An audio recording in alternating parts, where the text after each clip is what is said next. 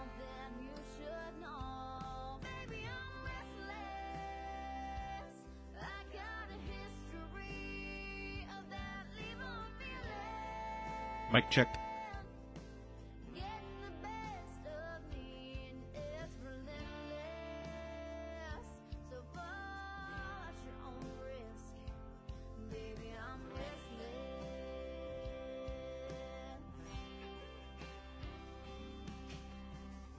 Soon as things start getting good, that's when I feel it bad. Start staring out the window, looking for greener grass.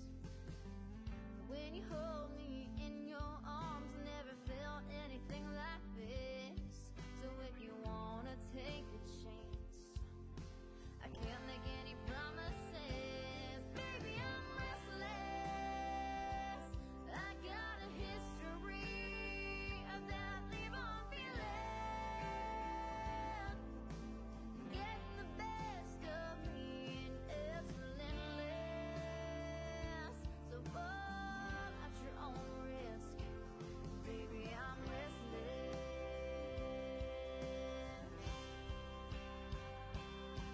I'm willing to take a chance, but I can't make any promises. Baby, I'm restless.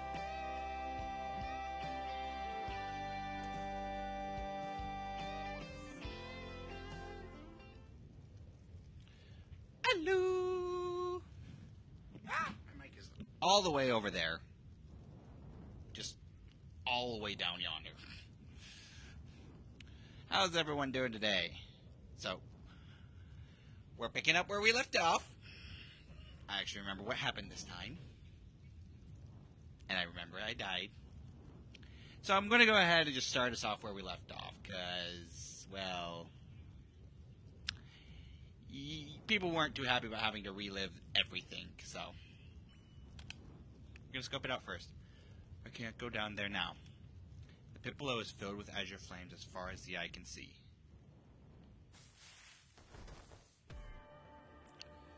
In the middle of it all, the stands. In the middle of it all, they put a "the" in there that shouldn't belong. In the middle of it all stands the towering vampire. Vlav Was that supposed to say Archangel? Because that says Archangel. It appears that explosion didn't even scratch him. Well, he made it. What a monster. By human standards, he might as well be immortal. But even so, the figure in white still dances circles around him, like a beautiful huntress darting and weaving through an orchid of flame and crumbling rubble. That figure in white is Arkwood. She leaps over the river of flames to close in on Vlav. Thank you, we know who she is by now. This isn't some sequel where you gotta reintroduce the characters.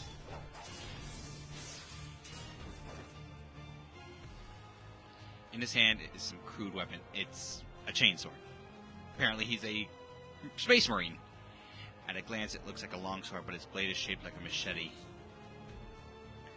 Arkwood, on the other hand, is fighting back against him with her bare hands, and she doesn't give a fuck. She's only got her legs to run and her clawed hands to strike. Yet even so, this proves enough to counter Vlav's machete. He's forced backwards after one tremendous blow.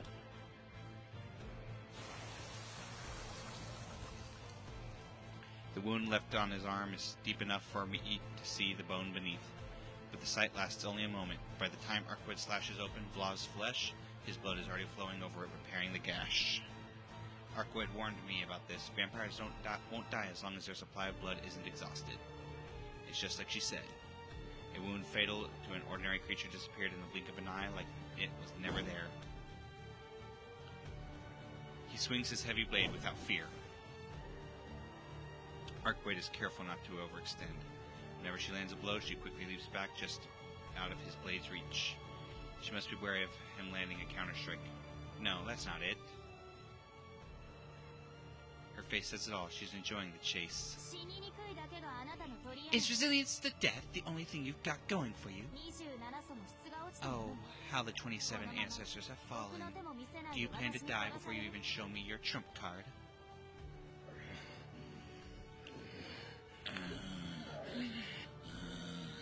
Flav's breathing comes out in ragged heaves. His morbidly pale skin is painted with anguish. He may be immortal, but there is a limit to his power. Even though he appears to be unharmed, Arkwyd's dive bombs must have wrecked him, maybe even dealt an otherwise fatal blow. In regenerating his entire body, he's burned through most of his energy. Arkwyd's in a similar situation due to me killing her. That sort of thing must have taken a toll on Blav too. I take it she's thinking the same thing. I'm thinking my coaster needs to be replaced. This thing's... how old is this thing? Old enough that apparently it's sticking to the bottom of every single one of my cups. So she's distancing herself after each attack, essentially baiting Vlav to move in for the kill, hoping he'll risk it all on a full-blown counterattack.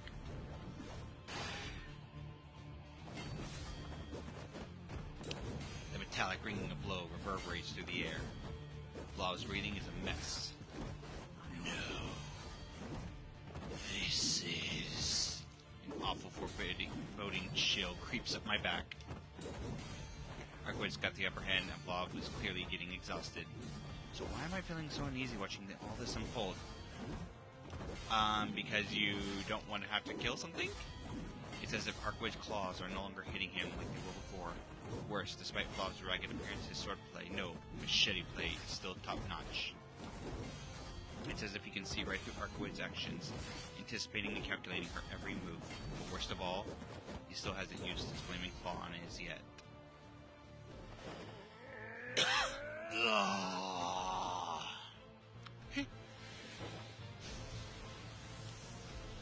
Vlav howls. The fire shudders and soars in response. Swirling several meters high, the flame grows into an inferno that towers over the both of them. They still split into countless blazing branches. The underground Colosseum has morphed into the jungle of flames.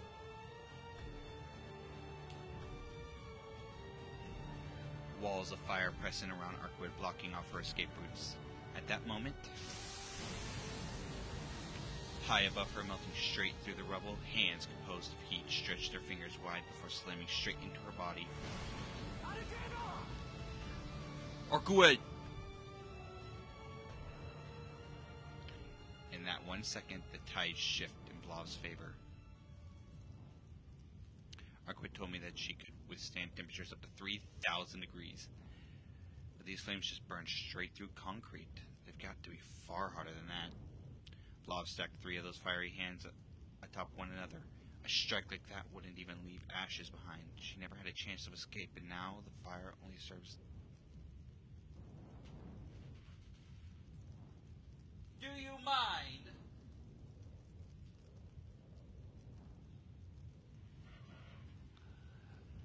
To lap up its prey.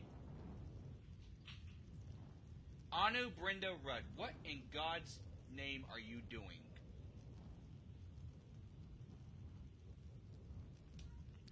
That's how it ends for the woman in white, incinerated without a trace.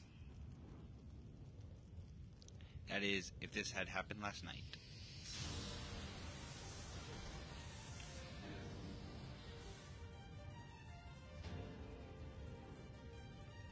So, magical girl. Arkwyd's a magical girl. Full costume change. Just, by the power of the blood within me, transform.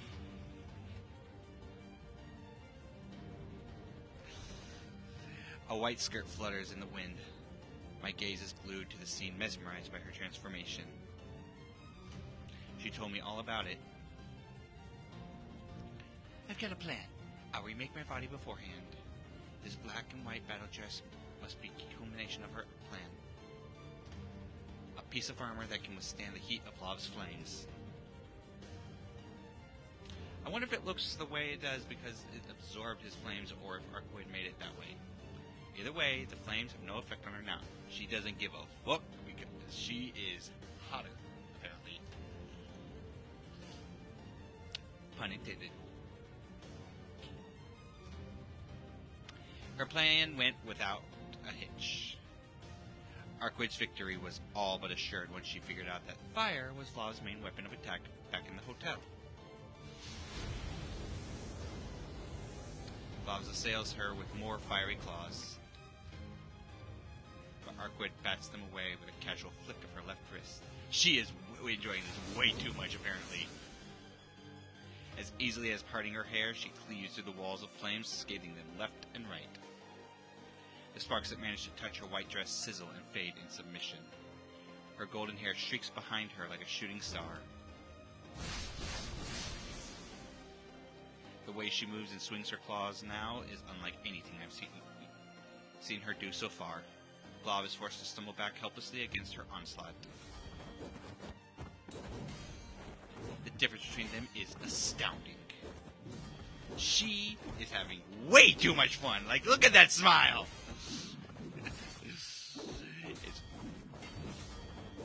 Okay, I hear the go-or, and I don't even get to see it, apparently. It's hardly even a contest anymore. Vlav went from hunter to hunted the second his flames were rendered useless. Arcoid is absolutely relentless, inflicting fatal wound after fatal? English, motherfucker! Do I not speak it? No. Fatal wound after fatal wound as she corners the vampire. The only reason Vlav's still standing must be because he's still got some blood in reserve. But that will run out sooner or later, especially since there's no one left in the area for him to feed off of. All that's left is that which already flows within his body. Just a few more hits like this, and that'll be gone too. He'll be starved. And once he no longer possesses the fuel he needs to regenerate, he'll be little more than a regular corpse. Stop this. A plea for mercy. Undignified like a spoiled child. Gone is his skillful display with a machete.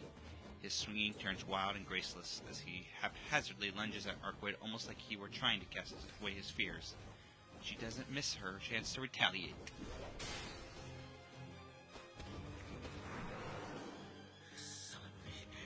It's cold. So cold. So very, very cold. The vampire cries as he leaps into the air. Getting away from Arcoid takes every last ounce of blood-fueled power that he has. He flees, soaring higher and higher, aiming past the confines of the crater. Even a 40-meter deep crater isn't enough to keep him trapped. It's likely that he intends to score the surface for more blood to replenish his supply. Get him now! Get him now! But Ivy wraps around his legs before he has a chance to escape. Oh, so she has plant magic! Sprouts from the earth in a flash, tingling itself around the vampire with incredible force and drags him right back to the center of the hole. Get back here, bitch! You ain't going nowhere today!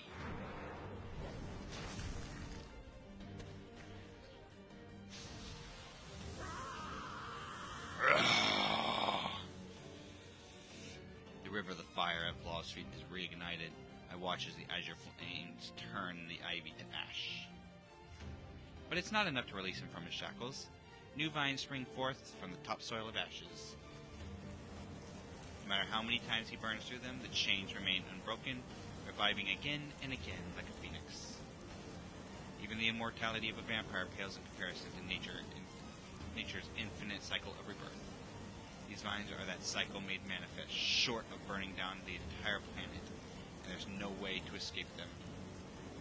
No amount of vampiric powers or curses can extinguish nature's Arcoid dashes in this direction. Everything about her posture and demeanor tells me that she's going in for the final blow. What was he here for? If she's going to take the final blow, like, I'm just sitting back with popcorn, just like, want some?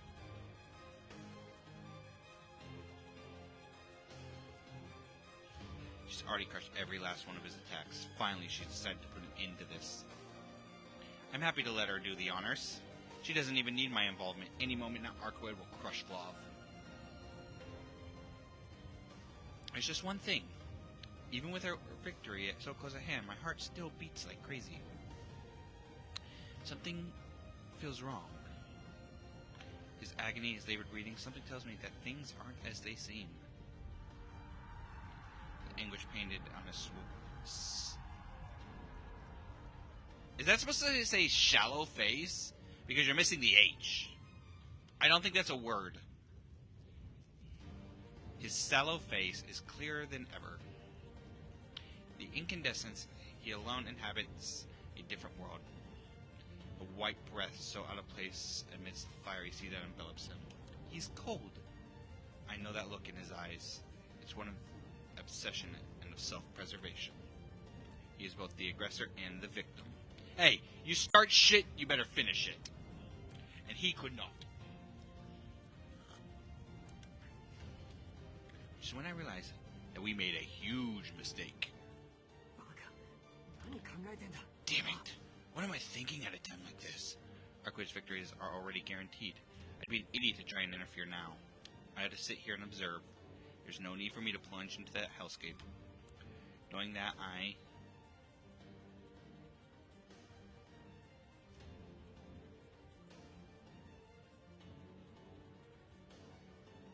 call out to Archwade. I feel like something's about to happen. I remember what Archwade told me.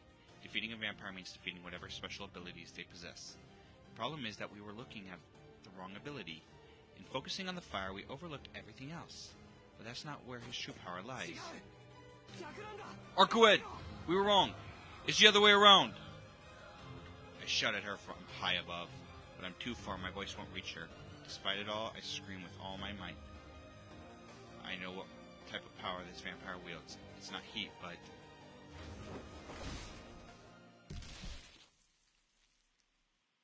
Archwade pierces his chest. Blood spurts out from the wound. It flows quick and free like a bottle uncorked. At last, the scorching nightmare is brought to an end. Vlav is pushed past the final threshold. A terrible sound fills the air. It rends time and space as the vampire reveals its true form. The atmosphere crackles and sparks. The atoms that were accelerated by heat suddenly decelerated at an unnatural pace. Electrons bounce off the old, ultra-cold matter, and with nowhere to go, react with the atmosphere. One thing I want. One thing to go my way. And right now it is not. They were an exothermic reaction akin to vaporization, the very earth rapidly losing heat. This world is... extends one of his cold-blooded arms. His fingers are spread wide, palm open as if craving warmth. So very, very cold. He's about to freeze her, isn't she? The beautiful huntress is enveloped in a blinding light. No?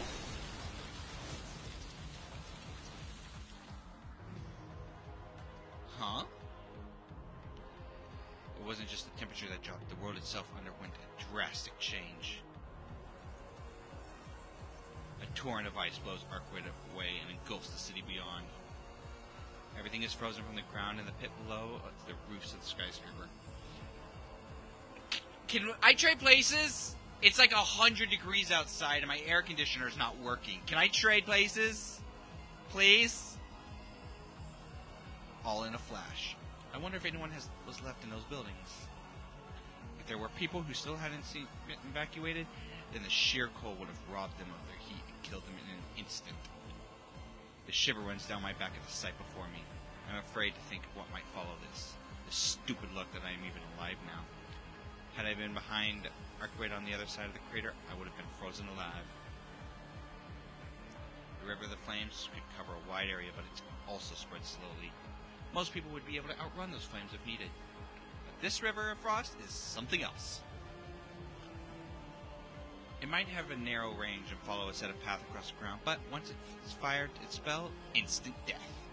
If you manage to escape above ground, you'll slaughter the whole town. Archwade. Damn it. Is she okay?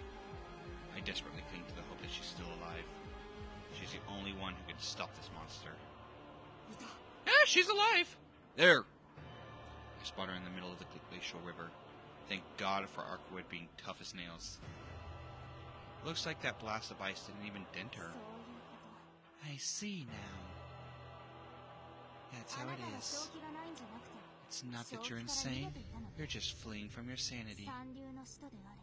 I suppose even a third-rate dead apostle can topple their superiors if they possess the right principle. Thanks for the wake-up call, Love Archangel. Arkwood stands untouched at the center of the glacier. Flav's gaze is as cold as the ice that surrounds him. His eyes are no longer filled with the same pain and agony as before. They're the eyes of a hunter now stalking his prey on the snowy tundra. I am the one who was awoken. How dare you rob me of this much heat? The hatred on his tongue hits the air like a knife. He hasn't lost the will to fight. If anything, this is the first time I've actually seen him this motivated to battle. Count yourself lucky, Vlav. Normally I'd have finished you off before. You came to your senses. Thanks a certain slasher for making me too weak to bring your salvation quickly. Though, that's but a temporary matter. I see. I understand now. Your power is indeed a far cry from what I heard you could muster. How fortunate I am to face you now, weakened as you are. Though I hate to admit it, you're right. Both of us are on our last legs. Next move will end with one of us being wiped from this earth. So before you get to that, I'll show you the least bit of courtesy.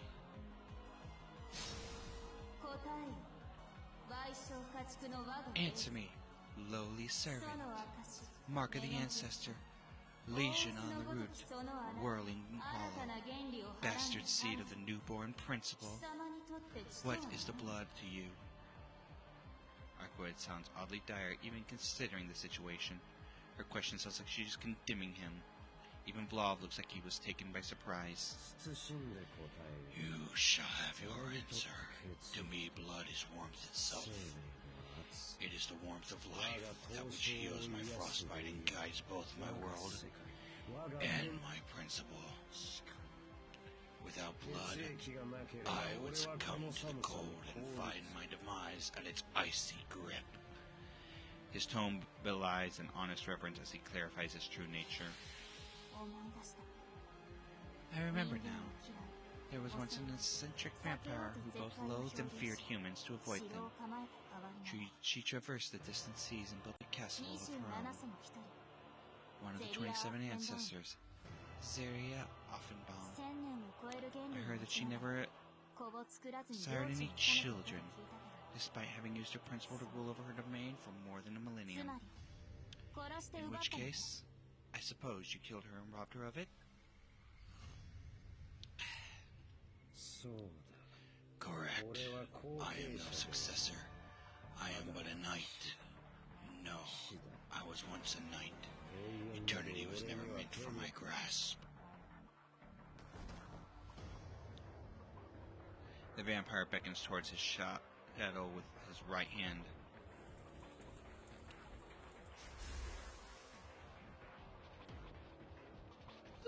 Out of his unnaturally stretched umbra emerges a strange and massive weapon that has some length. Compensating for something, are you? But such a thing was unsuited for my master. Thus I took it for my own. I became a knight who usurped his liege and stole her throne. Now her principle is mine alone. It'll be a short reign then. Behold, bold words you're too weak to manifest. You're a marble phantasm, yet you still dare to challenge me. I don't need it, nor do I need to assimilate with nature to take out a simple dead apostle. For someone like you, just my claws will do the trick. The corner of his lips curve into a smile. His gallant features twist into that of a hideous beast. It's a wry smile as to confirm Arkoid's accusation. The strongest beings are those who are balanced yet ever-changing. Beings like you, even in your weakened state, still exceed my own power. A primordial creature that can weather any storm and withstand any curse. A regular apostle would not possess a silver of hope against you. The air distorts. His twisted desires spur a blue haze to lower the temperature even further. But Arkoid doesn't hesitate. She's fully aware that a direct hit from Vlov's strange lance could be the end of her, yet she still charges head on. Then, but you know nothing of me. My domain may be part of this planet, but it is not one fit for life. True ancestor princess or not, let us see how you fare against the hell of mine.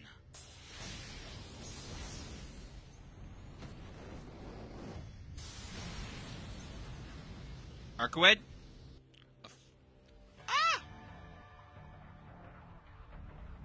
A flurry of ice-cold gusts spread outwards from Vlov. Arkoid comes to an abrupt halt and throws up her hands in front of her as if to protect herself. The wind screeches as if blankets the surrounding and temperatures approaching absolute zero. And then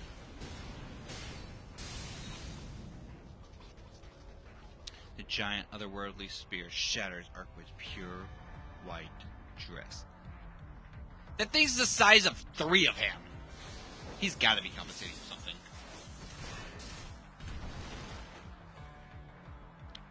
Fuck, that's gotta hurt. The blast kicks up a snowstorm that blocks my vision. My breath turns white as the air around me cools. Ooh, get her out of there. That poor girl's hurt. The blizzard clears, revealing Arkoid crumpled on the rubble a few dozen meters from Vlov. Nothing remains of her fireproof dress. I mean, fireproof does nothing in this cold. It's about as useful as a sack of butter. She's gone back to her original form.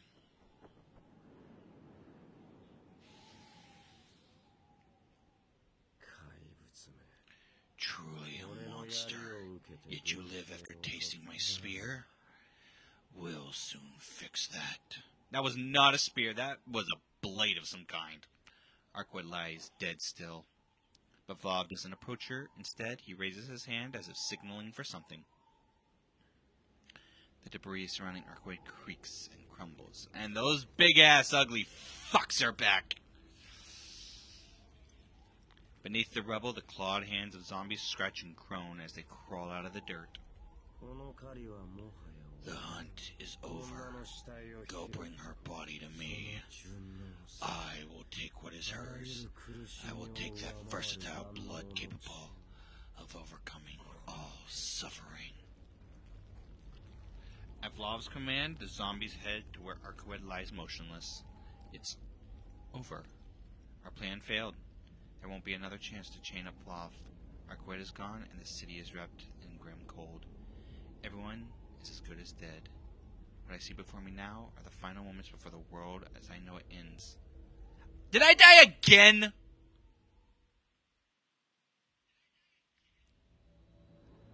Oh, thank fucking Christ. I genuinely was like, Jesus Christ, I died again? The cold feels like razor blades on my skin. My body temperature is dropping rapidly. Even living is a challenge in the extreme weather. My brain gears grind as the pressure at my skull rises. How about you get in there and you get her? I claw at my chest, feeling like my heart might explode any moment now. I give myself 2 more minutes at best. Hello? The horde of zombies is closing in on Arkoid. Jump down there, slash them, slash him, and get her out of there. Despite the freezing cold, the scene reminds me of midsummer. They're like a file of ants marching towards some spilled sugar under the scorching sun. I do not appreciate all this. They'll kill her. They'll tear her limb from limb, just like I did. Just like you did once. Yet I stand here watching it all unfold from the safety of this ledge. At this rate, they'll... At this rate...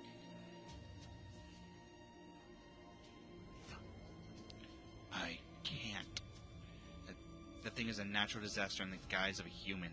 He never should have gone after him. It was the height of arrogance to think we could defeat him. What was I thinking? That we could stop him from killing more people? That we could solve this without any more casualties? What a joke. We never should have confronted him.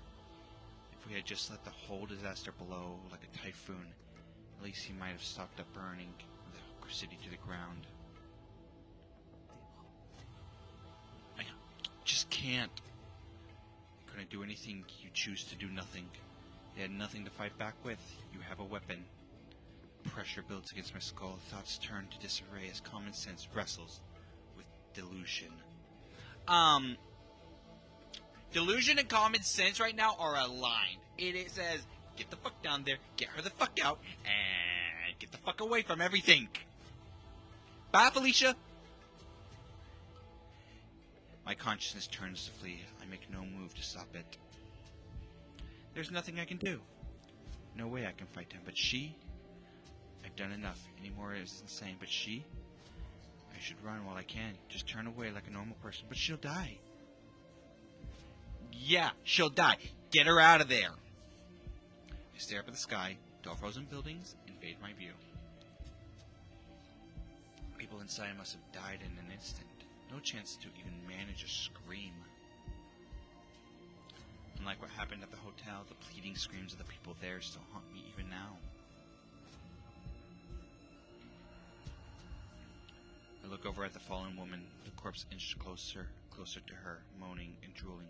Even now, the river of ice continues to expand, all while the vampire watches over his dominion of death with absolute indifference. I know. My head splits from the pain of this low temperature. My heart has to squeeze and contract with everything. It's got to keep my blood flowing. Everything points to just one conclusion. I can't do it. Yeah, you can. Every trickle of fear that sinks to the pit of my stomach churns and turns, coagulating into a mass of fury. I may be defective, a laughingstock, stupid and naive. But despite all of that, I still can't bear to stand by and watch this happen. Finally, you got your act together, boy. I remove my glasses. Smartest decision he's made this entire game. Finally, we are having smart choices being made. I cover my mouth with my left hand to stop what remains of my precious body heat from escaping through my breath. I've got 1, no, maybe 3 minutes. That's all the time I'll have until the fire within me burns out. It's not that I lack motivation. That's just a realistic assessment of how long a human can survive down in that pit. Also smart. Yeah, you probably got 3 minutes, 5 minutes, if you're lucky. Shit. What the hell am I even doing? Doing something smart and getting her the fuck out. I scold myself as I slide down the slope. This is crazy. I'm crazy. This is also crazy. Run away if you want to live. Run to it if you want you both to live. No, it's the opposite. If I really want to live, I need to go in. This monster cannot be allowed to exist. This monster cannot be allowed to roam free. If I run away, I'll die. If I run away, the entire city will perish with me. So it's clear what I have to do now. If I want to live, I need to kill. If I'm going to survive, I need to charge. I have to kill him right here, right now, as fast as I can. My patience for this creature has already run incredibly thin. It dares to kill, steal, and live on without remorse or repercussion. I cannot allow it to live, not as a human, not as a fellow living creature. As long as this thing lives, it will be my prey. I will tear out its life force by the root. I run towards Arcued. Oh, those things have all sorts of lines. You could not miss a line if you tried. The zombies are about to press their teeth to their tender flesh. I remember the question she asked me earlier. Can I actually bring myself to kill? Apparently the answer is yes. Whether they're truly human or not, can I kill something that looks so human? It doesn't matter now. My head simply aches. I've never gone without my glasses for this long. I've never been this objective in my thinking. In my frenzied state, I make quick note of where each death line is on their bodies. Everywhere. It's everywhere. If you missed a line, you could not hit the broadside of a bar. Then I commit the memory each of my undead targets. Hands off her, you eyesores. Oh, wow, that was... Hands off her, you eyesores. The dead shouldn't dare prey on the living. Besides, she's my prey. Mine alone. Kinky? Is that what she said? That's what she said moment, right? I cut through lines on 3 of the zombies like they were butter. Each neatly split into 3 pieces and dropped to the ground, dead. It was almost too easy with their attention focused on Arcued. They were completely defenseless. Wake up! How long do you plan on just lying there? I would make no attempt to touch her. I just call out to her as I kill the 4th. She... Roused by my voice, Arcued opens her eyes in a daze. What are you doing here? Run already! She pushes herself off the ground, but the toll on her is evident from her face and posture. She comes to. She's alive, though her wounds haven't healed. It looks like Arcued won't be able to move anytime soon. She's the one who ought to be running away, not me. Unfortunately, I don't exactly have it in me to get her to safety. Glad you're back up. Try to cover me if you can. Woo! We're finally making smart choices. Now, what's it going to take for you to grab her and get the fuck out? Now's the time to regroup, not... You should be covering her. Kiryu, are you taking him on by yourself? Have you lost your mind? Yes. Yes, he has. But he also gained it at the same damn time. Would someone in their right mind do this? No! No, we would not!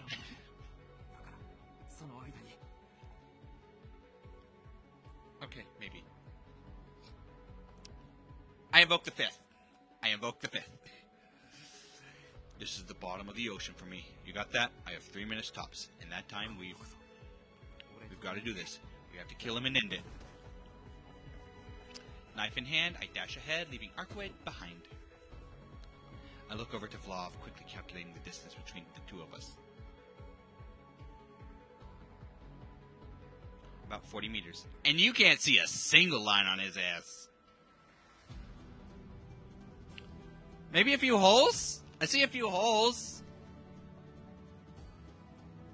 6 seconds before I reach him, he still hasn't noticed me yet. How has he not noticed you is what I want to know. 3 more seconds. I can't waste any more time observing him. I've got to end this with one final ball. That is the longest 3 fucking seconds of my life.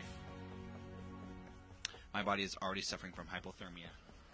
I've got 3 more minutes until my mind and body shut down entirely. But I have at most 1 minute before my body starts to falter and I can no longer move freely. There's plenty, though. I can already see the lines. Oh, there they are! Most of them are in his coat. Can we just address that? Like, you got one, like, right there at the end of the coat, one in the back, one in the sleeve. Are you sure you're not looking at his coat's lines? Because they should be having some, too. Oh, there's one on his face. Let's do that one. That one we know for sure is his. He finally reacts. He shifts his gaze towards me with all the disinterest of a man about to wave off a bug. Yeah, you are a bug to him. The gigantic lance he used to skewer Arcuid is gone. Which makes sense. I'd be worried if it wasn't. You wouldn't be down here if it wasn't. In Vlov's eyes, I'm nothing. I might as well be one of these useless zombified minions. He sees me as no more than Arcuid's incompetent bodyguard. Why stain his spear when he could just as easily crush his insignificant human under his boot? Or he could turn you. That gives us our chance. All I can do is catch him by surprise. Surprise is gone. He sees you. He's already spotted me, so getting him from behind is no longer an option. But that doesn't mean a surprise attack isn't out of the question. How the fuck do you plan to surprise him? He doesn't know about my eyes.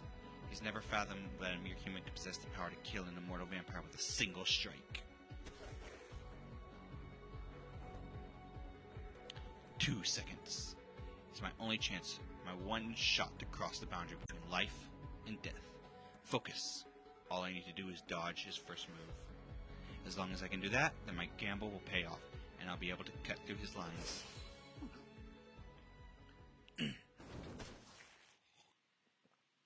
One second before I reach him, just as I'm about to get within slashing distance, we both jump back from one another at the same time.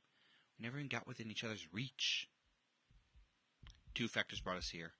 First, I made a misstep. The cold air concentrated around him prevents me from getting near. The closer I get, the duller my body and mind becomes. At the speed I was going, I'd have lost consciousness as soon as I was within 2 meters of him. One more step, and it would have been over for me. I've lost the element of surprise. It's impossible to sneak up on Vlov and kill him. But I can't live with that. Failing the ambush was something I had accounted for. There's one other problem, though. A problem far more deadly. That bastard! My rage throbs behind my temples, mixing with the headache from going without my glasses for so long. I still can't believe it. He somehow managed to read me. He must have some kind of intuition. I mean, how old is this fuck? I'm pretty sure his gut is as good as mine and even better than Arcuid's. A primal instinct to survive that would put any wild animal to shame. Well, he was a knight. And now he's a vampire. He should have had no reason to fear me, yet he somehow sensed that I have some method of killing him. In that perilous instant, he recognized me as a threat, leaping away without another moment's thought. Why did I withdraw? I jumped back around 2 meters, but his retreat was on another level. He had to have pulled a full 30-meter back. I suppose 30 meters must be the minimum safe distance for a vampire. It's almost hilarious just how different a scale we operate on. We are here, he is there, and he's still climbing up there. I'm not sure where Arcuid is. She's in the stratosphere? When she's not over here, struggling because I cut her in half 1,000,000 times. What is this? What are you? Human? He took the words right out of my mouth. My luck has quickly gone down the drain. He'll never let me close this gap between us again. I've recognized that I won't be able to take him down, whereas he's figured out that I possess a way to kill him. I mean, a human was coming at him with a knife. Either you are the dumbest person in the world, or you got some way to kill him. Go with the safer play. From here on out, it'll be... Very well. You will not approach me. You will die where you stand. A long-distance massacre.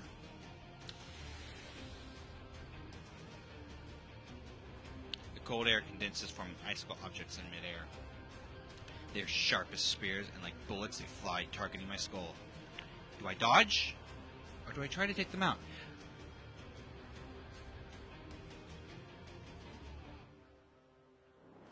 We gotta consider human reaction time here. Right? Human reaction time says... dodge. Should I waste my weapon here or continue to conceal it? The decision is made on instinct. Oh, I don't even get a fucking choice, apparently. Give me just a sec. This light is like making it unable to see.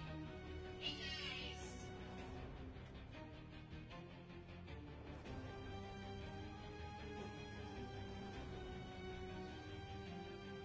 Kitty, kitty!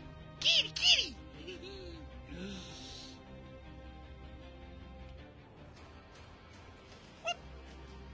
There we go, that's better. Let's look at some backlight, but it's not like, hey, have a laser beam right in your eyes! The headache wrings my brain like a wet towel. My eyes hone in on the instrument of death, like the focus being adjusted like a camera. If I cut the lines, these spears of ice, their inertia, the very bonds holding them together, will be killed right in front of me. Death takes aim at my temples. I align my knife with the projectiles human were once feral beasts too. We're still host to the acute reflexes and instincts we had during the bygone times. That's called adrenaline? Just saying. It's called adrenaline. As long as I'm free to move my body as I wish, these icicles are no deadlier than a pea shooter. However, I've used up my only shot at surprise attack. His eyes tell me everything I need to know. You should have done it from behind first before you get to the zombies, just saying. The zombies are over here moving at a snail's pace, and he was standing still. But he was still the threat. He saw what I did just now. He doesn't have to understand how I did it, but I'll never get close enough to do it to him. I've lost my only avenue to victory. Should I really have shown him my trump card so soon? No, I shouldn't have. And you won't make that mistake again. But it's not like I had another choice. I had to play my best hand in order to survive. I'll just have to find something that can make it up for it. I limit myself to only the most necessary movements. Even if I can't get close to him, I should at least try to conserve my energy. There's only 2 more minutes left till I hit my limit. My fear is cast out by excitement.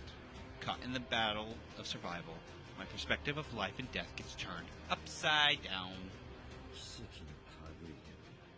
These guys are wild and insane. You know that? Like, every single one of these characters falls under insanity. This entire situation is insane, actually, now that I follow it. The more you think about it, this entire situation is just batshit crazy. It's like, how the fuck did we end up here? This was no miracle. It defies any sense. By what means does this man pass through my thirst like water?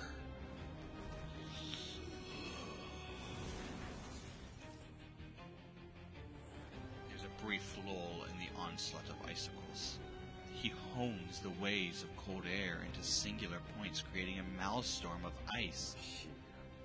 A valiant effort, but this is where you die. I will not have you quicken my heart any further. The frozen javelins are launched in my direction as if from a trap thrower. So it's just basically what Gilgamesh does at this point. But with ice instead of spears.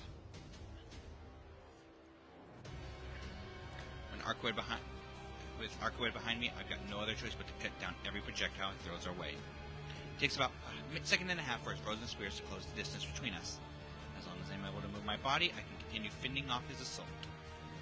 But in the meantime, I need to come up with a plan. Blob hasn't moved an inch. Why? There's no reason for him to hold back now that he's recognized I'm a threat. Which leaves me with the hypothesis. He's frozen in place, not because he thinks he can finish me off from afar, but because he can't move when he's in that state. Archwood has cornered him already, leaving him without blood to fuel him. His freezing aura that surrounds him is more like the final defense mechanism of a monster on the verge of death. It's a wild theory, but it's one that fits the present situation. Trapped and unable to move, Law desperately throws accursed icicles every which way in order to cling to life. He's a trapped animal, you're a trapped attacker, everybody's trapped and no one is willing to go. Can we postpone this and get the fuck out? You're not gonna win, so your best choice is to get the fuck out. You need backup. You need the church. You need Arcued's daddy. If I were within 10 meters of him, I'd freeze to death in 2 seconds. I'm going to collapse in no time. I'll meet my end like a lost traveler on a snowy mountain, doomed to drift off to sleep, and can never wake up again. When a human's body temperature exceeds 43 degrees or drops below 34, brain cells start to shut down. I don't remember being in that situation before. Can somebody get the teacher, please? Because she works for the church, apparently, and I'm going with that. I'm saying she was the one with the church. Woo! But I can't lose myself in the details. I have to look at the broader picture. I cannot let my thoughts distract me. My duty is to slice my knife through whatever comes my way the second I see it. I do have to revise some of my earlier assumptions. Yes, this cold he emanates spreads out in all directions, but after a close look, I'm not certain the density is uniform all the way around. The ground seems coldest. That must mean there are temperature disparities in the air around him. If he has a weak point, that's where I'll find it. Too bad your eyes can't show you that. His blizzard may act as an all-encompassing barrier, but that doesn't make it impenetrable from every angle. No, but that thing makes him basically say, you're not coming close. So you would cast your life into the abyss for your master. Valiant, but you will go no farther. Master? She's my girlfriend. Law draws the lance used against Arcued from the shadows once more. As he does, a large tree of ice crystallizes in the air behind him, its branches extending in every direction.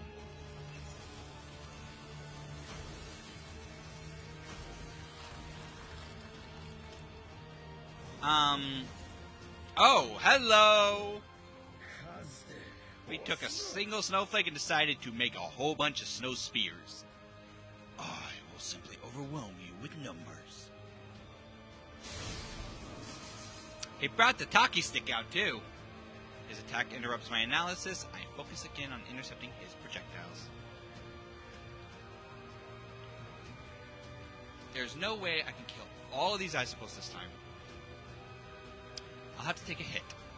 No, I can't let that happen. It's too soon to give up. I can't afford to take the slightest graze. Leading here would be death. The unforgiving cold would strip me of life before the minute was out. So I have no option but to kill, one way or another. I must. I reboot my consciousness and see the lines, only the lines. One by one, I take note of my prey. 26 in all. I devise my plan, plot where to move, where to slice, and kill. Where to dodge. At the center of it all, I see it.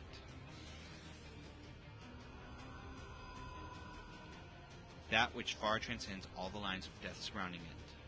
The perfect point where all the lines are born, the place where death converges. The wall of death closes in on me.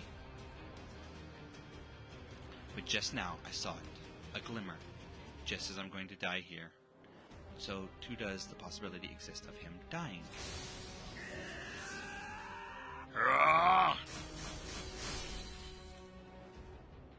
But I've already reached my limits. Shikitono is out of ways to ensure his survival. The icicle rips through the flesh of my left thigh and right side of my abdomen. Precious heat is robbed from my extremities. My ligaments scream as each sudden stop chews away more muscle fibers.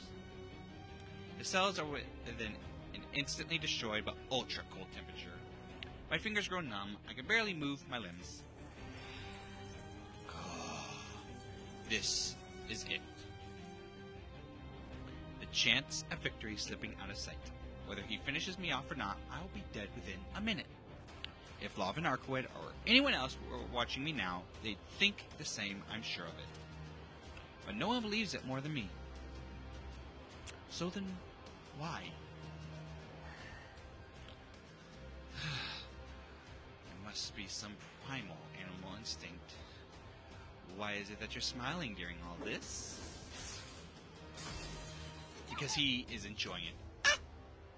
An icicle strikes Arkwood in the face. Fuck! I forgot to account for Arkwood's position behind me. It looks like they only managed to graze her, but she has one hand over her face, rubbing the spot where it struck. What kind of person takes a hit like that to the face and comes out with barely a scratch? A vampire, apparently, who doesn't give a fuck.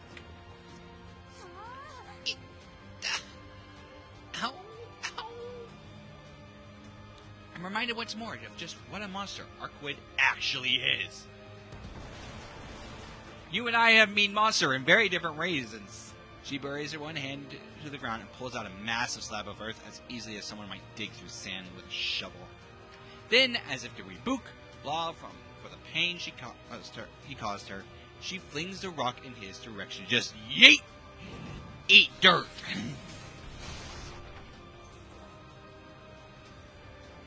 But he demolished it just as easily with his lance. There's still not a scratch on him. It makes sense that he wouldn't be killed by rudimentary weapons. And yet, after seeing Arkwood's counterattack, it's like the final piece of the puzzle has fallen into place. Finally, I've got something I can work with. I can kill him with one blow, but to do that, I'll have to strike him before my body shuts down from the cold. Hello? My legs won't carry me the distance they need to in a span of 2 seconds. I need something faster. You need Arkwood to just throw you like a football. To maximize my chances, I'd better approach him from an angle where the cold is thinnest, but I can't use my legs to do that. I've got no other options. At this rate, I'll die anyway. It's no longer a question of if I can do it, but how. Brace yourself. There's only one way to get close enough, and that's by throwing. Just yeet! Throw him clear at the douche. That dude needs to get the fuck out. Or more accurately, turning me into a human cannibal. The vampire may be on guard now, but I still remain an all too deadly weapon to him. That just leaves the question of how I'll launch myself in his direction. The girl standing behind you that just yeeted dirt after lifting it with her bare hands like an earthbender. A question with a simple answer. If my legs won't carry me there, I'll just need to depend on some outside help. I'll quickly run for Arkwood. She's like, wrong direction, dude! Forehead plan right there. That's a full-blown, just like, no thoughts, do.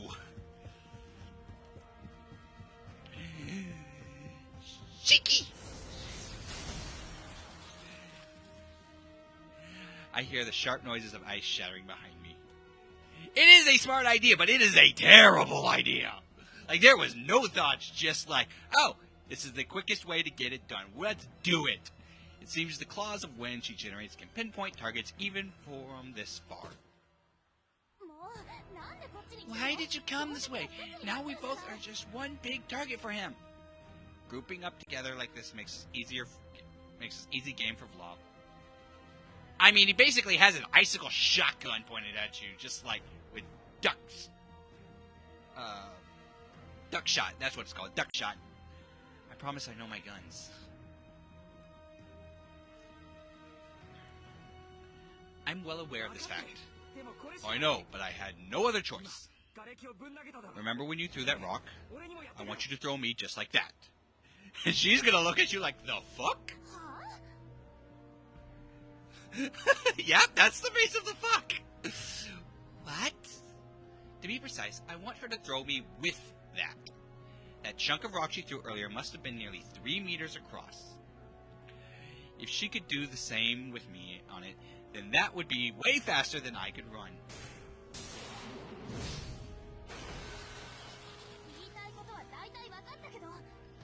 I think I get what you're saying. But aren't you just going to fall off halfway through? Not if you throw hard enough. Normally, yeah. But you've got ways to tie people down, remember? That's what she said. I guess, but... Though Arkwed hesitates, this is our only option. I'll have her tie me to a piece of rubble big enough to hide behind and throw me towards Vlav. Of course, he'll strike down whatever is thrown his way, which is why Arkwed will hurl 3 boulders. The first one will fly straight for Vlav. This next will deliberately miss Vlav and aim for his rear. The last one will target Vlav once more. Naturally, I'll be hiding behind the second, the one that will skirt around him. I'll cut through the lines on its surface and appear behind Vlav in under 2 seconds flat. Are you sure about this? If you miss your timing, you'll die on impact. It won't be off. This is the best way for us to kill him and get out of this unscathed. Forgive me if I don't actually believe this is the climax. Mainly because this feels like it's been really short. It's only 5 chapters. The icicles only grow in numbers and ferocity. We don't have any more time to waste. Just start throwing.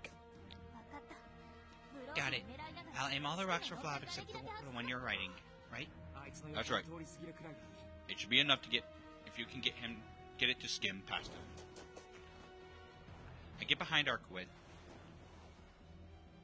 There I find a nice large piece of debris to hide behind. I press my hands and feet against the rocks as if I were doing a push-up. Green ivy forms around from Arkwed's fingers, tying me against the stone. The vines wrap around my thighs, and soon both my legs and my left hand are pinned to the stone. The only limb with a measure of freedom is my right hand, and which is holding the knife. He's about 50 meters away, and going off last time. Arkwed extends both hands, lifting both the regular rubble and the rock. I'm hiding behind it in the air. Just hold on for 4 seconds. Yeet! Yeet! Yeet! The stones flying through the air must weigh at least a ton. A ton? You're funny. There is so much more. 3 more seconds. As if stubbornly defying all laws of air resistance, the first piece soars directly towards Vlav's head. Just before it can find its target, the rock is caught by Vlav's lance and splintered in 2 pieces. But that's not to say it was completely ineffective. Some of the shattered fragments managed to hit Vlav's body. The damage that caused might not be significant, but it'll be enough to briefly draw his attention. Capitalizing on the moment, my rock sails past his right side. I dismantle the rock. I immediately become inert, ignoring all laws of momentum. How? My limbs are free to move now. They find purchase on land as I stick to the ground like a lizard does a wall. In that very instant, both my body and my blood begin to freeze. I can see his back now. Just 4 meters. It'll be tight, but not impossible. Vlav shatters Arkwed's 3rd boulder. 1 second down, 1 meter to go. Just 2 more steps. I'll be within stabbing range on the lines that will end his life. 2 steps?! Yeah, your legs are probably about as long as mine. But is it possible for a human to take those final 2 steps? Huh? I can't scream. Ouch! Oh, I just imagined that. Oh, that had to hurt.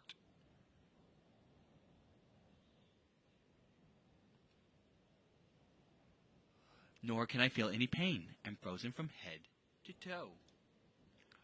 Did he realize I was coming, or was it simply out of reflex? Countless thorns of ice spring up around Blob to intercept my advance.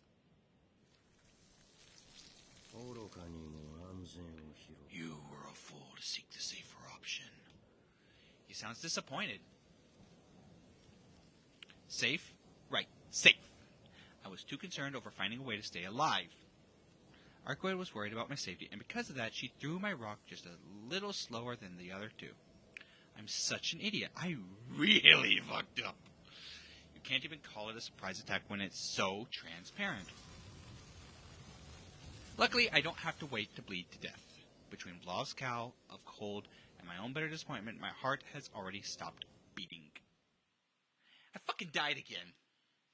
I fucking died again! One thing! Can I get one thing go my way? No.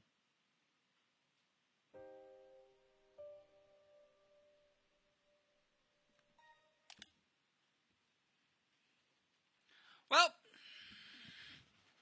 I guess we're going to sit here and chat a bit because it's time to play Fast Forward for 20 fucking minutes. So, how's everyone else's day going? Because this is not going well for me. That went to shit real fast. By the way, they don't really give hints in the hint corner. It's just gags. Oh, I thought they straight up gave the answer because it's called a hint. It's like, thanks, you're just going to give me the answer.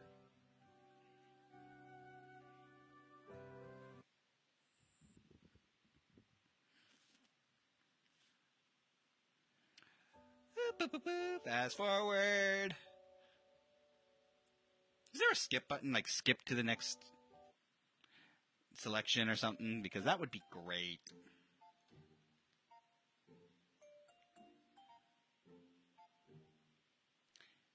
These characters act like teenagers. They try to come up with the dumbest way possible to do shit. I'm not one to talk. I really should not want to talk. I climbed a fucking grill one time. Fell into a vat. A rethermalizing vat. There's an option to skip reads, cutscenes, and or to you can save at the choices. I know I can save at the choices, but that's less entertaining. That's less entertaining.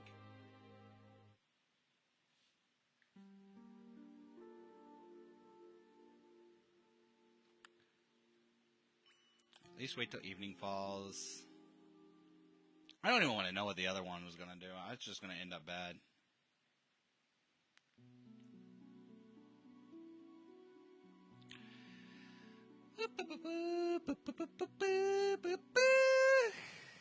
"20 minutes later.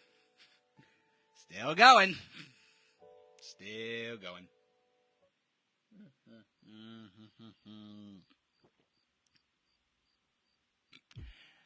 I still can't decide if we're going to do the other route, CL's route, or if we're just going to go to the next game after this.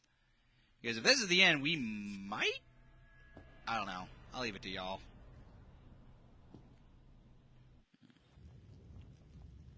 But I hope that it's not just 6 chapters. That is short. That is itty-bitty.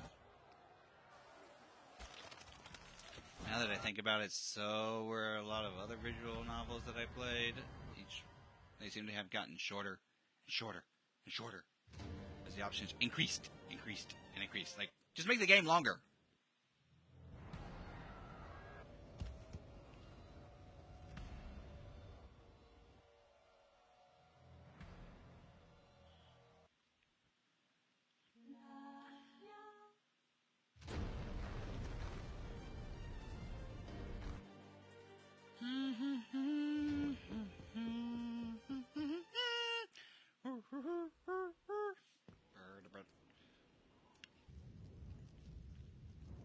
Scope things out first.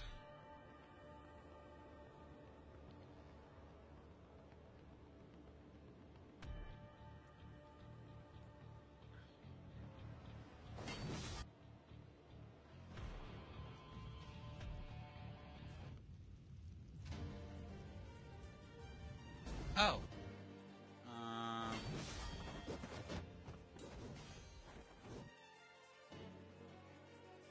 Jump to next scene. Yes. Okay. Call out to Arkwin. There we go. I figured it out. Yes. I promise I know. I thought I did. Yes.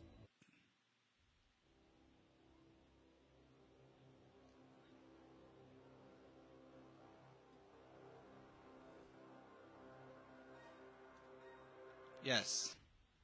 Where is it gonna... Okay. Taking flight. Pulling.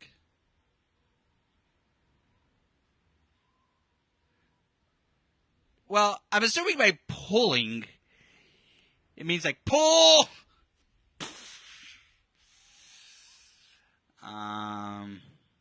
Let's just go pulling. Pulling. It's our only option, and quite a brilliant one, if I do say so myself. If he won't let us get close to him, we'll just have to bring him to us. It's not something I'd pull off myself, but as long as Arkwid still has enough power, we can do this. Gay? What do you mean gay? I quickly run for Arkwid. Cheeky! I hear the sharp noises on ice shattering behind me. It seems that the wind pressure she generates with her claws is accurate even at a long distance. Why did you come this way? And why are you looking so smug? I'll explain later. Just listen up. I need you to use your vines on Blav again. We're short on time. I shout at her while gesturing that I want her to capture him again. At this distance? This is going to result in us dying. I already know that. I chose the wrong thing. I need you to last one. What? I have no clue what you're talking about, but you want me to capture him, right?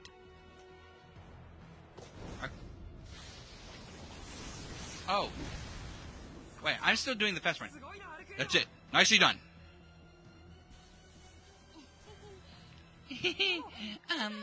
But when now? Pull. Easy. Just pull with all your might. Okay, so it's literally just pull, pull, pull, pull, pull, pull, pull, pull, pull, pull. That is not where I thought we were going. I thought we were thinking pull! What? Like this? I assume that if Arkway could throw rubble with such velocity, she should be able to reel in Vlav just as fast. A lot faster than I can run at any rate. I mean, it's not a terrible thought process, but it's still going to result in our fucking death. The only question is how well Vlav will be able to resist the pull. There's no way he'd be willing to concede the distance between us. He's sure to resist Arkway's pull every step of the way. Like tug of war between two vampires, the weaker one will be drawn to the other side.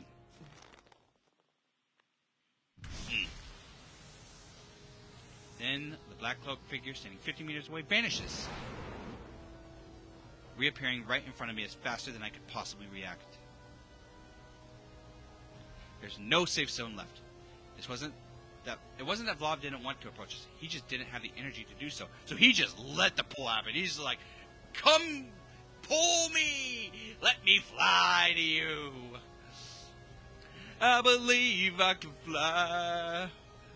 I believe I can touch the sky." I just showed my age there. And here we've given him the tailwind he needed. Oh! Oh! Okay, ow!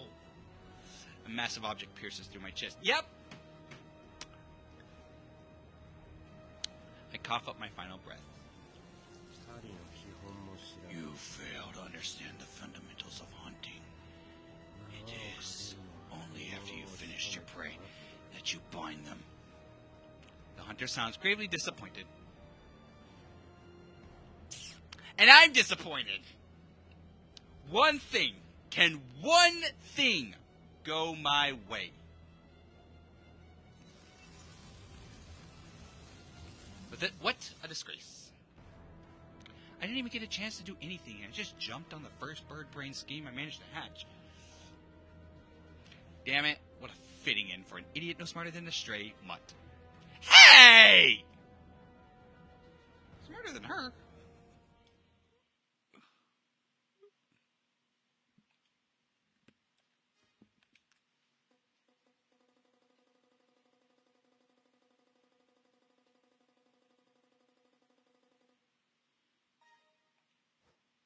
No. Yes, just jump to the previous scene. Okay, I can do that! No, Shiki, it's actually the second bird brain scheme. This is his upteenth bird brain scheme he's done. This is the upteenth bird brain thought he's had. The Tsundere was right. We are fucking bird brains. Damn it. No, I'm out of... I had something. Shh, I didn't make a mess. I didn't make a mess, I promise. Don't tell Mom.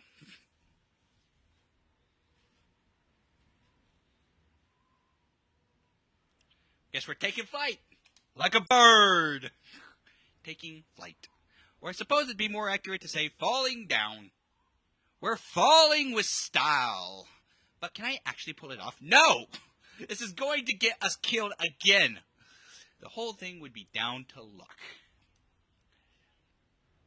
5 points each for sheer dumb luck.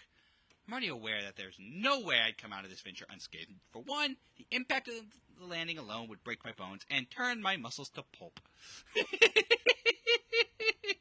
Blame Arkwood? Will you be able to bear such agony? Yes! Yes, we will! I narrowly sliced through the projectiles as if I were cutting through my own hesitation. They were a little close for comfort, but I ought to thank him. That last shot has opened my eyes. I just need to take whatever pain that comes my way. I've never been particularly susceptible to the sting of death to begin with.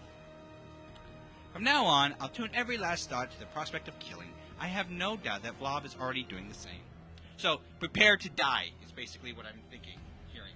Prepare to die at every moment. I turn around and run towards Arkwood, though doing so depletes me of my last reserves of energy. I couldn't take one more step if I tried. My enemy is 50 meters away from me.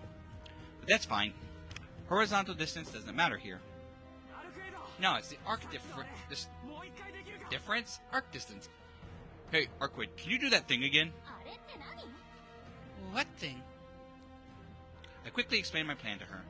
It's a short explanation. She views me with total bewilderment, but something about my expression must have convinced her. I'd smack the shit out of you, honestly. You're making dumb choices. You know, there'll be nothing left in my tank if I pull something on that scale, right? Are you sure you still want to do it despite that? We won't be able to run if it comes down to it.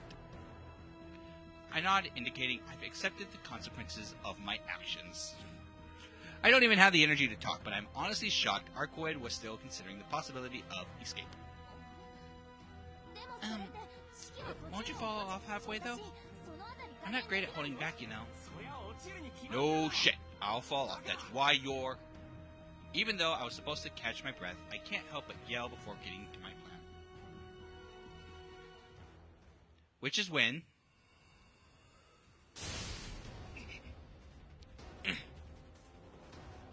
There's no time to explain. Vlav has already sent another merciless storm of spears our way. It's fine. Just throw me at full force. Don't hold back. If I'm gonna die, then I'd rather it be by your hand. Just full-on smack him. We don't have time to dance around the issue. I take my eyes off Arkwood and focus on our enemy. Behind me, Arkwood perks up in response to my order. Got it. I'll make sure you win. I crouch down in front of Arkwood. There, I press my knees and palms flat against the ground. An unseen arm runs beneath the surface. Arkwood unearths another slab of rock, just like before. No, it's on a whole different scale this time. The entire terrain crumbles and shakes as she loosens a massive swath from the ground.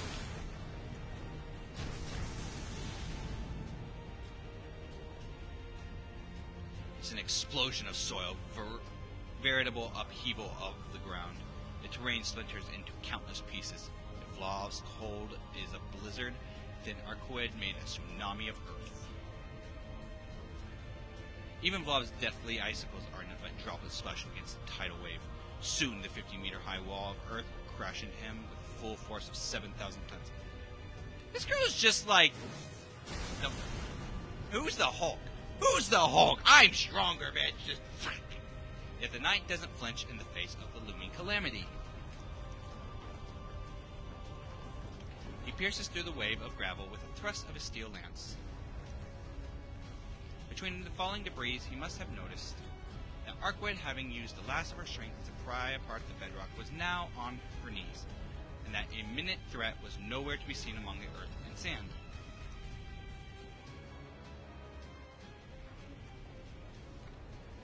Staring down the towering wave, his instincts returned to him. To be precise, they had returned 2 minutes prior. When a lone human forced him into retreat, that which he had thought was forever lost to the cold was rekindled, and he found himself regaining a semblance of his sanity. This human has the means to kill me.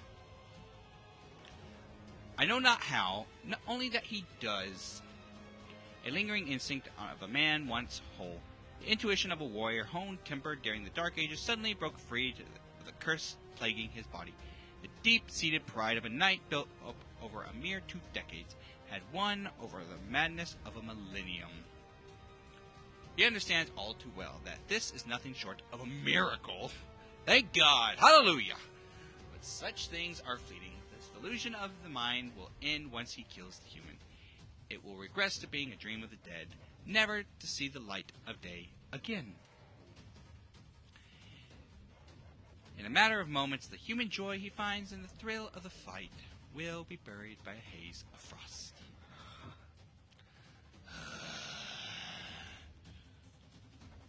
But that's why he intends to relish in development. He understands the enemy's intention. He'll mask his approach using this debris as cover. He sees the human's weapon. He knows it can cut through things. Surely the human will use this wall of dirt as a door, burst through it, and encroach on his territory. He readies his lance. The wall of dirt towers before him. Under normal circumstances, he would shatter the wall, and his concealed foe with it.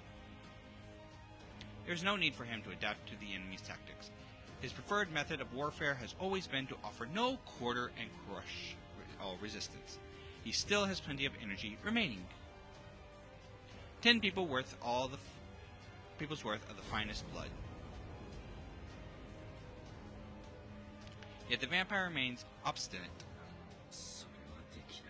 I cannot do it. Consuming these souls is one thing I shall never do. In his warmth, in order to burn, he will preserve this blood for all eternity. He does not mean to make light of the human. He has already realized that the foe he faces is an outlier. He is more than aware that if a human gets too close, it will be the end of him. Yet there are things even he is unwilling to relinquish. Shatter. Fully aware of his own heedlessness, he thrusts his lance forward using 50% of his remaining power. The giant wave of debris breaks apart immediately on impact. I only use 50% of my power. Don't make me use 100.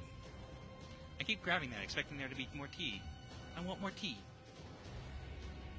But that only takes care of the rocks to his front. The blow ensured his immediate safety, and nothing more. He knows that it would do little to his foe. He knows the enemy will come for him. No matter the cost, he will come. However, unfortunately, there are limits to the human body. It has no way of passing through the rain of debris. Even with true ancestor princes on his side, some things are impossible. When the earthen waves break and the downpour ends, so will the life of the human. As long as he can find the boy, an ambush is impossible. Vlav opens his eyes. They're equipped to peer leagues into the distance. But he finds nothing. Not even a glimpse of a shadow creeping away. Could he have actually managed to kill him with that mighty blow? No. This foe would never die to something so simple. He chastises him for thinking so highly of the enemy, yet a deathly cold chill runs down his spine. For a single second, he allowed his mind to drift from this foe. He knows that the enemy will come. Yet if he is nowhere to be found, then the knight's premise must have been faulty from the start. A path? The vampire looks up to the sky. There he finds the enemy illuminated under the moonlight.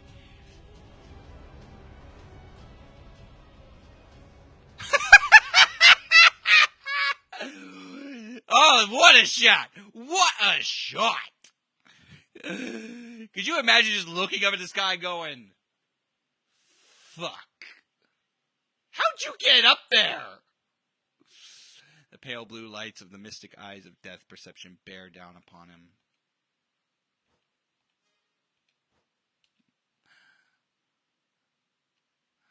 Just look at that.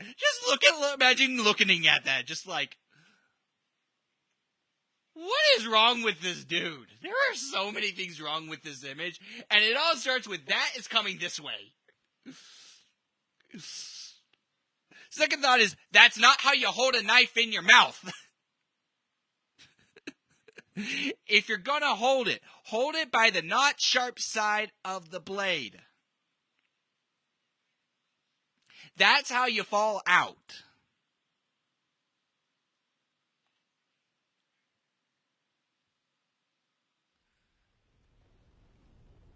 Arkwood's aim wasn't just to bury Vlav in debris. It was to lob the boulder into the air, the one I was strapped to, far out of the vampire's view, and more importantly, above the reach of his cold. 30 meters below me, the tidal wave of Earth is demolished by Vlav. What remains is just him, me, and the vast open air between us. I steel my nerves as I revisualize the outcome. If I manage to do this, Shikitono will lose both his legs. Both? Boy, you're gonna be a vegetable after this.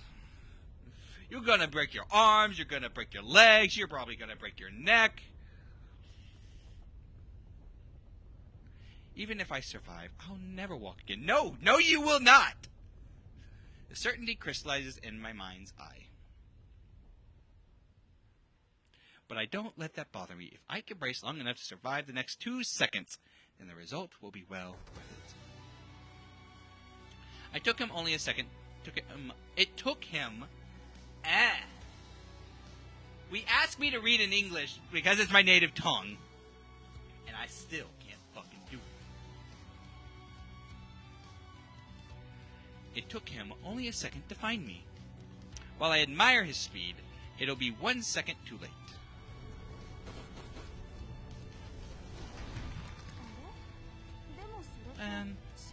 Won't you fall off halfway through? I'm not great at holding back, you know. No shit. I'll fall off. That's why you're here.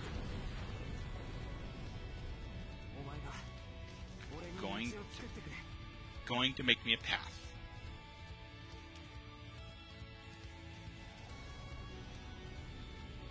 The floating rocks fall into place like puzzle pieces. I hastily construct a slide connected by ivy. We sit on the same cornice with only the air between us. Here we go. I calculate my chances of survival. 0! 0! I will be impressed if you survive with any quality of life. Before I get started, I confirm my target.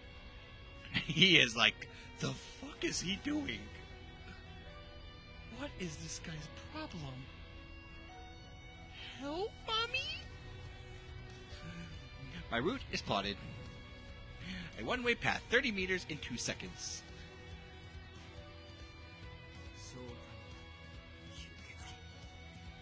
30 meters in 2 seconds. That's 15 meters per second.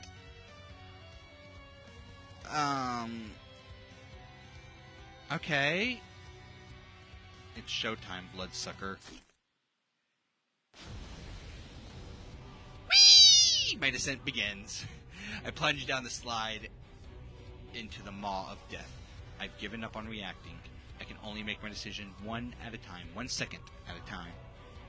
During the whole 2 seconds leading up to my touchdown, I focus on 2 factors. Every decision I make could end in my death. Every decision I have made resulted in my death. Twice! Twice! When Faced with such a scenario, I must concentrate on where my chances of dying are particularly high. And go for that! Because apparently that's what we're doing! Going for the dumbest choice possible. I visualize every point that I could lead to a certain death. Only 2 such exist. Elsewhere, my chances of survival lie around 10%. I don't need to worry about those. 10% is more than enough. The problem lies with the ones where I have 0% chance. A scenario where I will die no matter how deftly I perform, no matter how careful I am. Which is why I must do whatever I can to raise those odds from 0 to 1%. I need to sharpen my senses if I'm to overcome those 2 obstacles of death. I don't have the luxury to allocate them anywhere else. As I drop down, I no longer have the capacity to plan ahead for anything else either. What if I am wrong and there are more than 2 points of certain death? I can't even fathom it. If there are, then it's already over for me. I don't have the strength to avoid 3 of them. That would just mean his power exceeds my wildest expectations.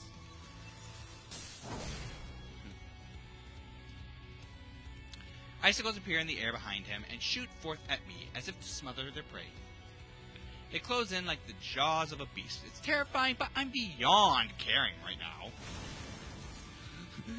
Yeah, he has reached the I don't give a fuck stage of this fight. We are getting this shit done, and I don't care what it costs me. The fear amounts to nothing more than a base animal instinct. I had seen this coming from a mile away. It's the thing I feared would kill me. 10 meters. I passed through the first obstacle. Every last one of my nerves is on fire. My muscles are tuned to perfection. I rapidly twist and turn my torso. Even though it should have been impossible for me to change the trajectory of my descent, I managed to somehow do it after calculating the angle of his weapon. The metallic object narrowly skims the air beside me.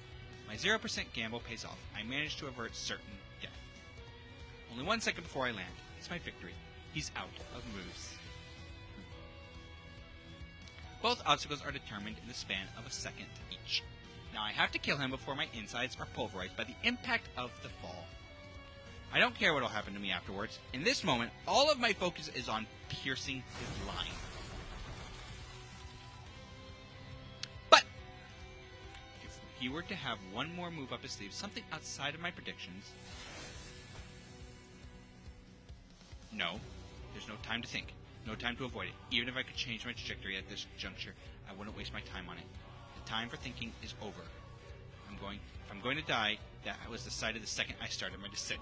Yeah, because you're going to impact the ground with just a big thud. This is fine. Everything is awesome. Everything's going to be okay, right? No. If my brain is to be skewered by ice here, I doubt I'd even register it.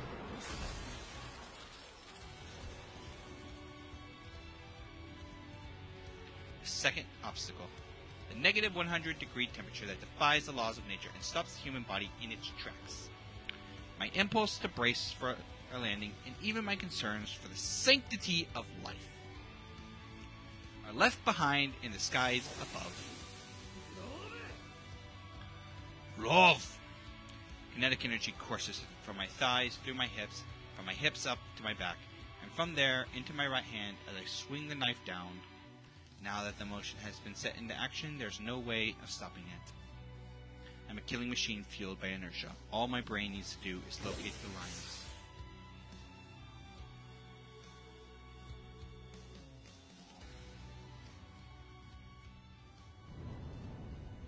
At the center of it all, I see a light, a vortex of swirling atoms, the certainty of life's eventual end. A place of pure death that pulls everything inside like a black hole. My brain may have cast out all rational thought, but it still comprehends what it's seeing through the sheer instinct. If the lines are what brings death to life, then this core brings death to the origin of its existence. The end of the universe where any creature, be the monster or immortal, can be killed with a simple stirrup. I can't say I care much for this sudden revelation. My entire body trembles with emotions that run much deeper. Having used his lance already, Vlav unsheaths his machete, realizing my aim. The vampire readies for another counterattack. It's his final move in the game against an underhanded opponent like myself. The man is the real deal, a shining example of his kind. I don't know or care where that bar is set for vampires, but he's a killer through and through. I can't help but despise him. When he was sane, before he was a vampire, I'm sure he was a knight worthy of envy. Even if not a shadow of that man remains. But he will never get the chance to bring his blade against me. I turn, dodge, then twist.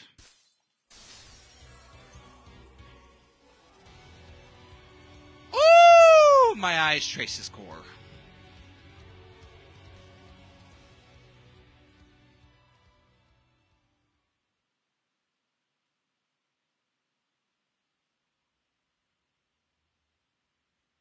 In an instant, the surrounding temperature returns to normal.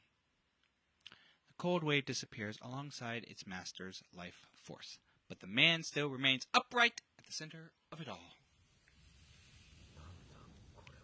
What is this? Dazed, the vampire speaks to himself. I do not know this wound, nor can I recall this loss. I know that an indescribably gentle touch of air left me long ago. I don't know what he's saying. I don't even know the language he speaks. But his tone is gentle like that of a poet extolling spring. I feel neither pain nor cold.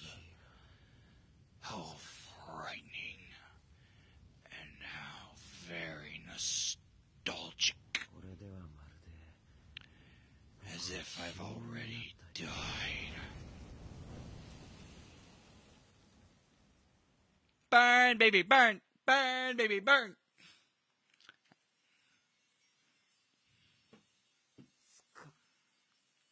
I'm so done. My body drops backwards onto the ground, but my heart and lungs cry for joy as, finally, we beat him. At long last, I begin breathing normally once again.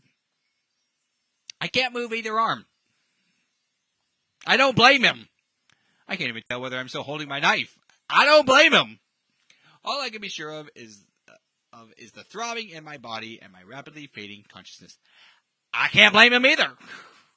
It's a blessing in disguise. My pain is overtaken by numbness.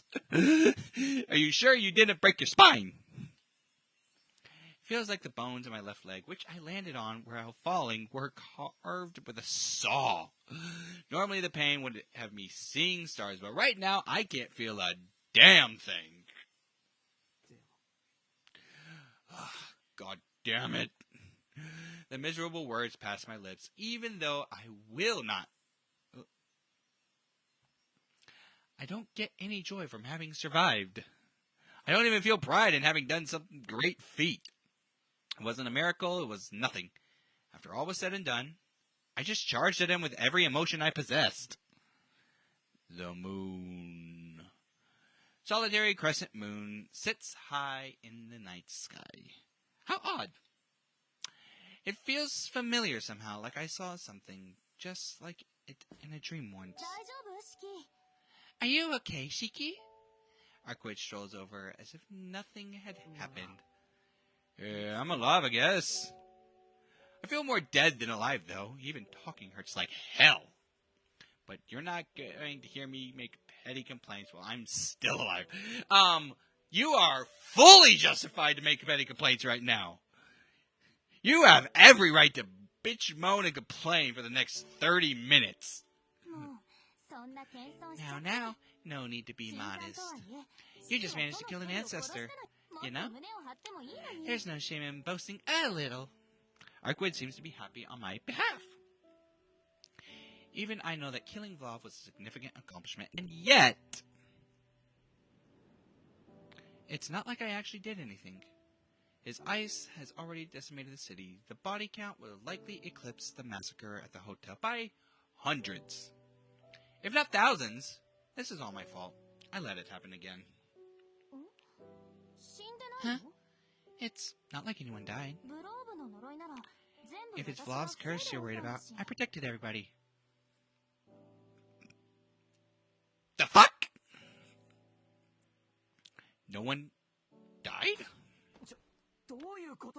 Hold up, what are you saying? I try to fling my body upright, but my left leg screams from the motion. I find myself still on the ground, wincing in pain. See? You ought to be lying down now. Doesn't matter. What did you just say now? No one died? You're serious?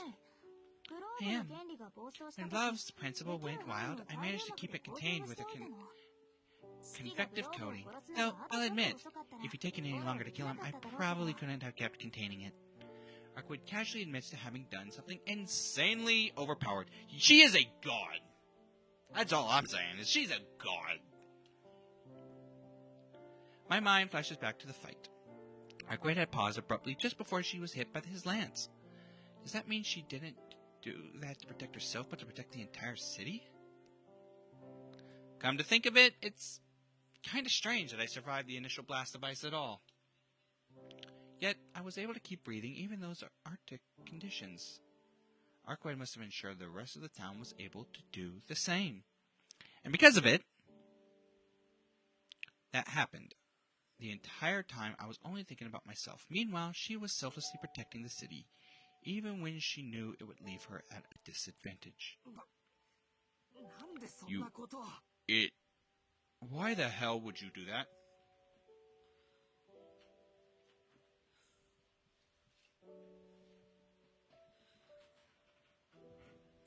It's time to sit back. Relax. Weren't you the one who was saying he can't be thinking about human casualties? Yeah, well, you rubbed off on her and she rubbed off on you. A strange wave of anger washes over me as I shout at the space case standing next to me. Arkwood raises her brow curiously. Because she told me that's what you wanted. I said something that idiotic? Seriously? When? Where? Don't tell me she did it because... You're an exception. You've never even drunk blood, so you're fine in my book. Vampire or not, as long as you don't lay a hand on humans, I've got no problem with you. I can't believe it. As long as you don't lay a hand on humans. She followed that, even though she might have lost her life in the process if anything had gone wrong. I laugh at the bizarre reality of it all. If anything, I'm more dumbfounded than ever. But more than that, I'm incredibly, incredibly grateful. I close my eyes. If what she says is true, then I suppose it's fine for me to rest now. My chest, which has been filled with nothing but regret, is now overcome with relief. My consciousness starts to fade away. I forget about all the pain in my leg as I slip into deep, dreamless slumber. At least I try to! But Arkwood hits me over the head with a loud thwack, forcefully pulling my awareness back to the land of the living. I mean, if you have a concussion, going to sleep is the worst choice you're going to be making right now. What the hell? You can't. If you fall asleep with a wound like that, it'll be worse when you wake up, right? You have to wait until you close it up. It'd be more efficient. She's right about that. Time to get the packing tape out! Let's grab the packing tape. Who was the one who told her that in the first place? I wonder who! Arkwood, can I be honest with you for a second? Huh? Sure, go on. Stop asking for the impossible, you idiot. This is the end. With that, I've burned through my very last reserve of strength.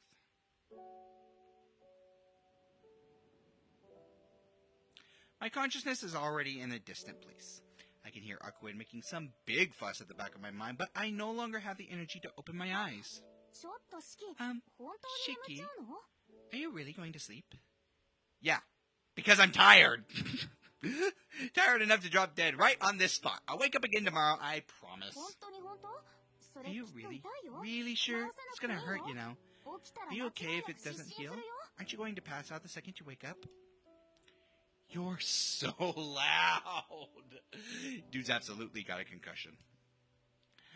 I'm going to sleep, so you can do whatever the fuck you want. Okay. In that case, you should have told me sooner. She sounds bright and cheery. Her tender fingertips feel cool against my already ice-cold skin. Its nice, soothing delight replaces the fatigue inside me. Should I call it the spoils of war? Or just the ancestors' まあ husk? いっか。ちょうど Either way, ど it'll こ work. に捨てようか I 困 didn't っ really てた know もの where があ to ったんだ。 dispose of it anyway, so this is perfect. What was that squelching noise? 何 Whoa, hold up. What are you smearing on me? Ouch! Ow, ow. I can feel my nerves flaring up again. That hurts. It stings. What are you? What the hell did you... Is she turning him into a fucking vampire? She is absolutely turning his ass into a vampire, isn't she? As I'm about to lay into her, I suddenly hit with a tremendous sense of emptiness. Perhaps my shouting burned through my last supply of fuel. This time, I know I'll fall into uncontestable slumber. 大丈夫。悪いものじゃ Don't ない worry, わ。 it's nothing bad. そ I'm れ just で using it to 肉 fill の up 分 your だけなら wounds. これで塞がるわ。でも骨ばっかり Though, はちょっと無理かな。 I can't really do anything about your 後でちゃん bones. と人 You 間 should の get that 医者に checked かか with りなさい。 one of your human doctors afterwards. Her cold fingertips part from my skin. 眠っちゃったシキ。 Are you asleep, Shiki? Yeah, I am. It's been a while since I've slept so soundly without a whiff of fear. しょうがないな。 Guess I'll have to get you back myself. 坂の上の屋敷 Your で house しょ was the one on top of な the んと hill, か right? 送り届けてある。 I'll help you home. In my sleep, I only see the お white 疲れ moon. 様シキ。 You did it, それとあ Shiki. りがとう。 Thank you. 今夜はあなたのおかげで助 You really saved me out there. Her words of gratitude float about weightlessly. I can't hear her voice anymore. Finally, without anything else to intervene, I fall into the deepest of sleeps.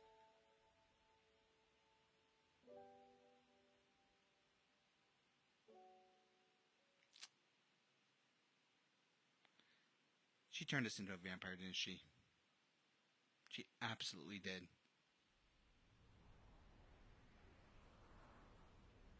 A few hours after the blaze outside the station, while the fire raged, firefighters on the scene reported it would take 2 full days to put it out. However, around midnight, the fire died down and was fully extinguished at noon after.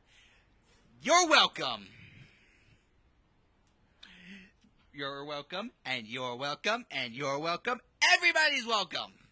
An officer dispatched to the location said it was as if a living creature had decided to up and leave.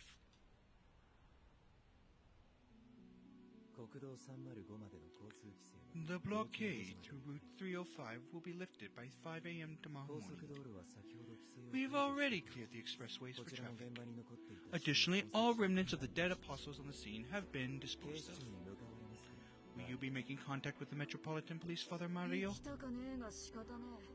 この規模の騒ぎ I'd rather not. But it looks like I got no choice. Shit doesn't normally hit the fan on this scale, even back home. Throwing out the old man's name ain't gonna be enough to solve this mess. I'll actually have to show up in good faith and whatever. 私も同行いたし Then I shall accompany you as 現 well. 場の指揮は例の大 Shall I delegate command over this incident to the executors? Right, the ones who were undercover here.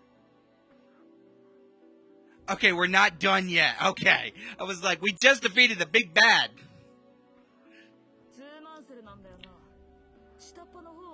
There's 2 of them, yeah? Get the subordinate to remain on standby at my hotel. I'll find a use for her if I have to. As for the one from the burial agency, get her back home as fast as possible. The sooner we appeal the senator about it, the better. Understood. I'll write a letter of opposition to Prelate Noy in Cardinal Laurentus's name. That's more or less it for our work here. I don't really care who stays to clean up the scene. Hey, Ando.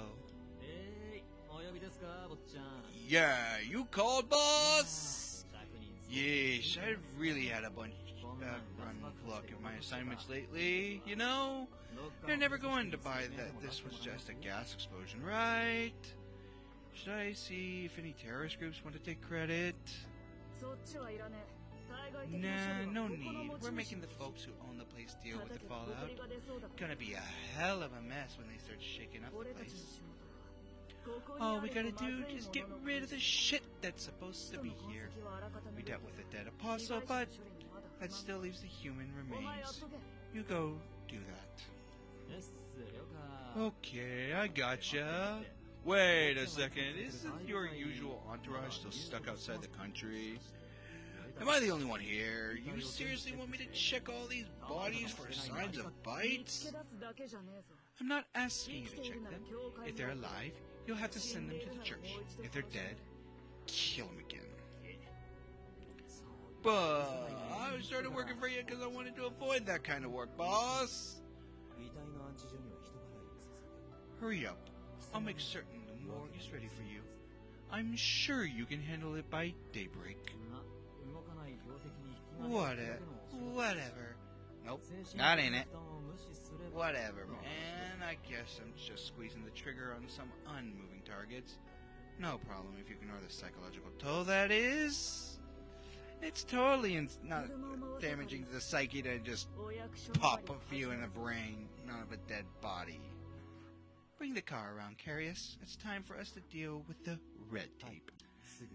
Right away, Master Mario. Right away, Master Mario. Shall I start making other arrangements with the contamination on the scale? It'd be best if we started calling for backup immediately. Don't bother. In fact, don't even report it. We'll deal with the cleanup ourselves. We've got to gather info first. We're fighting on the side of justice here, so we can't rack up any unnecessary casualties. Let's figure out who our enemy is and who stands in our way first.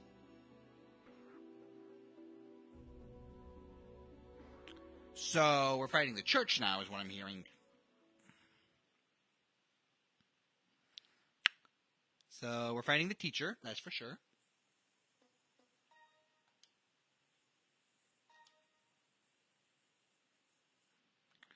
Alright, well, I don't really want to start a whole new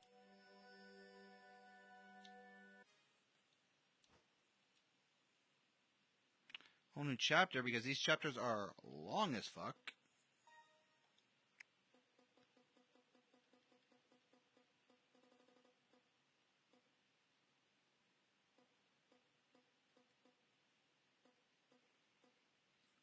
Oh, I didn't record my other one.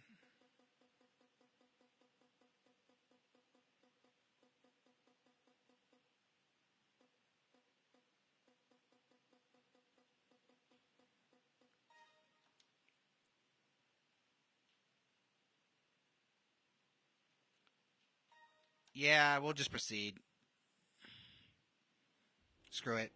We know what happened, so.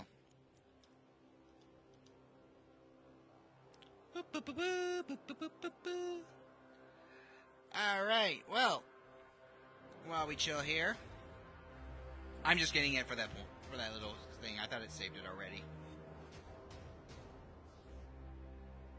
Thankfully, we saved progress.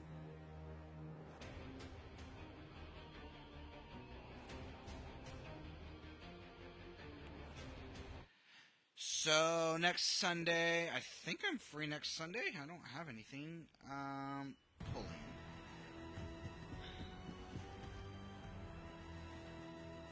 So, I think we'll start Chapter 6 next Sunday.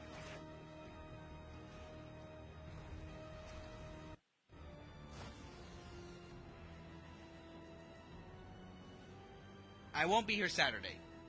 Saturday, we'll be working at the church, so. Dead end.